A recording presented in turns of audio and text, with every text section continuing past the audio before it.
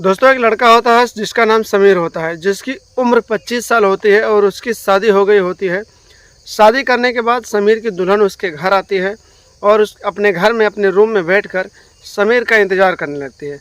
समीर करीब रात के 10:30 बजे अपने कमरे में जाता है और फिर अपनी पत्नी से बातचीत करने लगता है। अपनी पत्नी से बातचीत करने के बाद कुछ देर तक वो बातचीत करता है और उसके बाद अपनी पत्नी के साथ सुहागरात मनाने की तैयारी करने लगता है और फिर अपनी पत्नी को अपने बेड पर लेटा देता है और उसके साथ बातचीत करने लगता है। कुछ देर बाद दोस्तों वो अपनी पत्नी के साथ सुहागरात मनाने की कोशिश करने लगता है, लेकिन जैसे ही वो अपने कपड़े निकालता है तो उसका जो प्राइवेट पार्ट होता है उस प्राइवेट पार्ट को देखकर उसकी पत्नी जो होती है एकदम से चौंक जाती है, हैरान हो जाती है, परेशान हो जाती है और सोचती है कि आखिर ऐसे कैसे हो सकता है।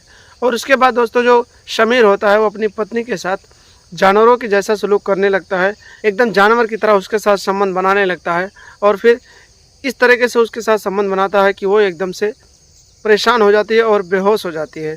दोस्तों समीर की पत्नी रोती रहती है, चीखती रहती है एकदम से, लेकिन उसकी आवाज़ कोई नहीं सुनता, उसे बचाने वहाँ पर कोई नहीं पहुँचता है और किसी तरीके से सुबह हो जाती है। जब सुबह हो जाती है तो समीर की जो पत्नी होती है वो अपने सास ससुर के पास जाती है और कहती है कि मुझे इसके साथ नहीं रहना है और अपनी पति समीर से लड़ाई झगड़ा करके और रोते बिलखते उससे तलाक लेकर अपने मायके चली जाती है। इसी तरीके से लगभग 5 से 7 महीने बीत जाते हैं और वापस वो कभी नहीं आती है।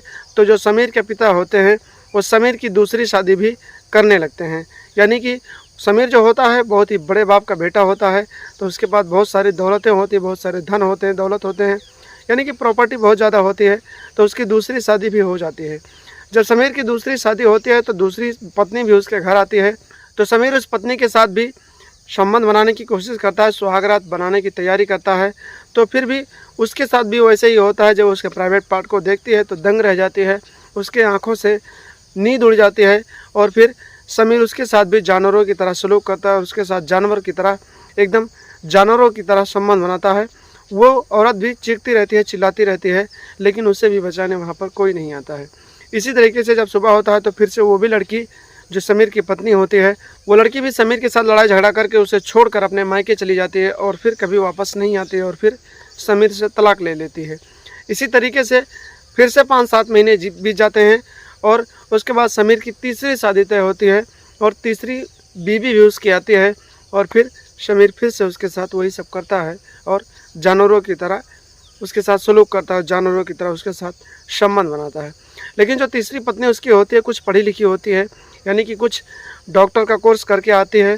तो वो जो होती है वो सोचती है कि मैं इसके साथ तलाक नहीं लूँगी, क्योंकि उसे सब सारी चीज़ें पता हो जाती हैं कि इसके पहले 2 बीवियाँ उसकी आई थी और इन्हीं हरकतों से उसके और समीर के इन्हीं हरकतों से उन दोनों ने तलाक ले लिया है।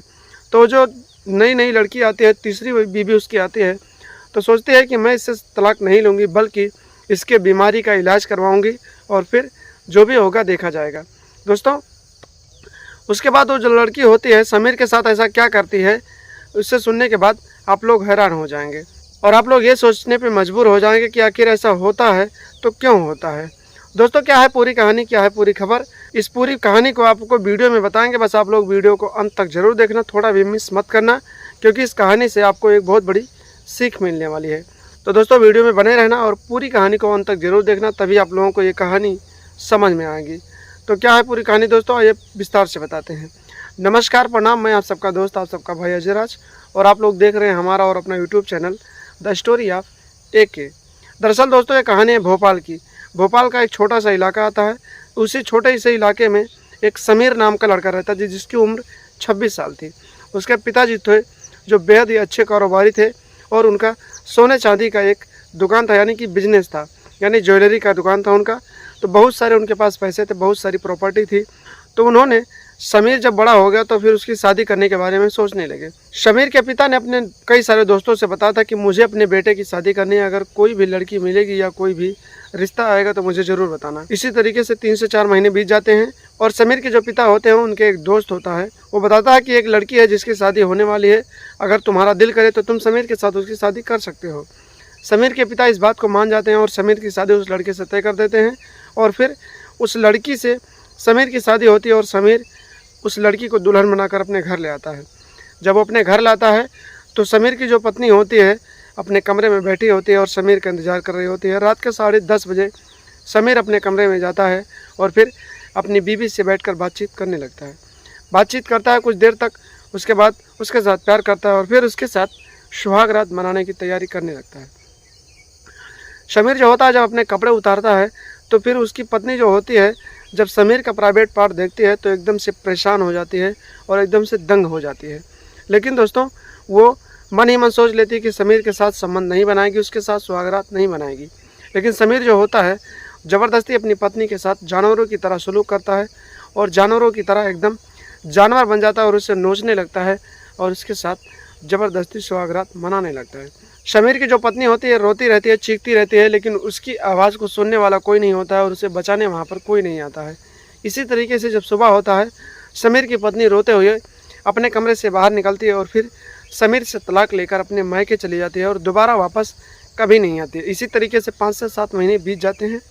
समीर की दूसरी शादी हो जाती है और फिर उसकी दूसरी पत्नी भी घर आती है और दूसरी पत्नी के साथ भी समीर ठीक उसी प्रकार से बर्बरता करता है, ठीक उसी प्रकार से जानवरों की तरह सलूक करता है, जिसकी वजह से वो पत्नी भी जो होती है रोती रहती है और बिलखती रहती है। फिर भी उसे भी कोई बचाने कमरे में नहीं आता है। उसकी दूसरी पत्नी भी उसके प्राइवेट पार्ट को जब देखती है तो एकदम हैरान हो जाती है और परेशान हो जाती है और सोचती है कि एक नॉर्मल इंसान का इतना बड़ा कैसे हो सकता है। इसी तरीके से रात बीत जाती है और जब सुबह होता है तो वो पत्नी भी समीर से झगड़ा करके और रोते बिलखते अपने मायके चली जाती है और उससे तलाक ले लेती है और फिर दोबारा वापस कभी नहीं आती है। इसी तरीके से फिर से 5-7 महीने बीत जाते हैं। समीर की कोई शादी नहीं होती है। दोस्तों 2 पत्नियां उसे छोड़कर जाती हैं तो जो भी लड़की से शादी उसकी तय होती है तो लड़की सोचती है कि आखिर 2 पत्नियां उसकी छोड़कर क्यों गई हैं, आखिर क्या बात है। इसी वजह से समीर की शादी बहुत दिनों तक नहीं होती है। लेकिन जो समीर होता है बहुत ही बड़े बाप का बेटा होता है, उसके पास बहुत सारी प्रॉपर्टी होती है, तो एक लड़की उससे शादी करने के लिए तैयार हो जाती है। वो लड़की कुछ पढ़ी लिखी होती है और डॉक्टर का कोर्स करके आती है।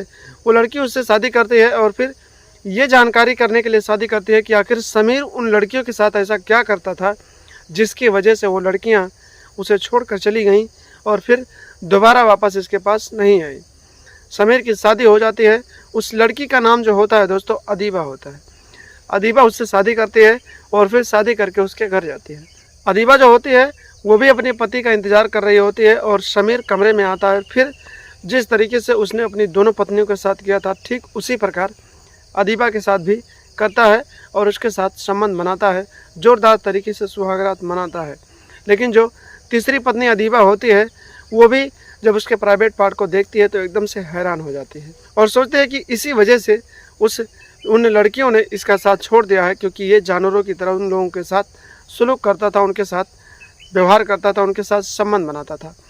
सुबह होती है, वो जो अदीबा होती है समीर को छोड़ के नहीं जाती है, तलाक नहीं लेती है, बल्कि उसके पिता और उसकी माता को बुलाती है और कहती है कि आप ये बताइए कि आपकी जो बेटी समीर हैं इनकी हालत पहले से ऐसे थी या बाद में हुई है। उसके पिता जो होते हैं वो समझ नहीं पाते हैं और सोचते हैं कि आखिर ऐसा क्या पूछ रही हैं।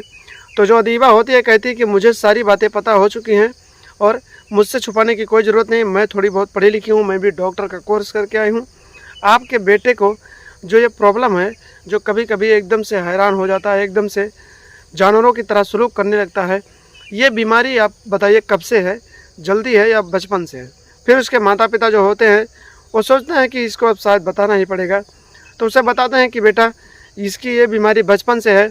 बचपन में कुछ लड़कों के साथ खेल रहा होता है और फिर अचानक एक रोड पे गिर जाता है और उसके दिमाग पे चोट लग जाती है, जिसकी वजह से इसकी ये हालत हो जाती है। और तभी से कभी कभी इसे दौरा पड़ जाता है और कभी कभी ये जानवरों के जैसा सलूक करने लगता है और अपनी दोनों पत्नियों के साथ भी ये जानवरों की तरह सलूक करके रखता है। इसी वजह से उन दोनों ने इसे तलाक दे दिया है। फिर वो जो लड़की होती है अदीबा, वो सोचती है कि मैं अपने पति का इलाज करवाऊंगी और फिर एक हॉस्पिटल में जाती है जहाँ पर उसकी थोड़ी बहुत पहचान होती है और फिर वहाँ वो अपने पति समीर का इलाज करवाती है और फिर समीर एकदम से ठीक हो जाता है और फिर वापस आता है और फिर दोनों पति पत्नी एक दूसरे के साथ रहने लगते हैं और समीर नॉर्मल आदमी की तरह अपनी पत्नी के साथ संबंध बनाता है और उसकी जो पत्नी अदीबा होती है वो भी अब खुशी खुशी अपने पति समीर के साथ रहने लगती है और दोनों की ज़िंदगी अच्छे से कटने लगती है। तो दोस्तों इस कहानी को सुनाने का मतलब है कि आप लोग सावधान रहें, सतर्क रहें और ऐसे लोगों से दूरी बनाकर रखें जो आपराधिक मानसिकता रखते हैं। और अगर आपके अंदर भी कोई बीमारी है तो उसका इलाज करवाएं। उसका बीमारी का जो असर है अपने बीवी बच्चों पे ना जाने दें, अपने माता पिता पे ना जाने दें, बल्कि लोगों से बताएं कि मुझे ये बीमारी है और उस बीमारी को हॉस्पिटल में जाकर उसका इलाज करवाएं ताकि आपकी बीमारी ठीक हो सके। तो दोस्तों आज की कहानी में बस इतना ही। मिलते हैं कल शाम 8 बजे एक नई कहानी के साथ। तब तक ले आप लोग हंसते रहें, मुस्कुराते रहें, अपना और अपनों का ख्याल रखें और हमेशा हमारे साथ बने रहें। चैनल को सब्सक्राइब ज़रूर कर लेना और वीडियो को एक लाइक ज़रूर कर देना, क्योंकि आप लोग जब प्यार देते हैं तो हमारा दिल भी खुश रहता है और हमें एक सपोर्ट मिलती है। तो दोस्तों हंसते रहें, मुस्कुराते रहें, अपना और अपनों का ख्याल रखें। तब तक के लिए मिलते हैं दोस्तों कल शाम 8 बजे। तब तक के लिए नमस्कार, प्रणाम, जय हिंद, जय भारत, वंदे मातरम।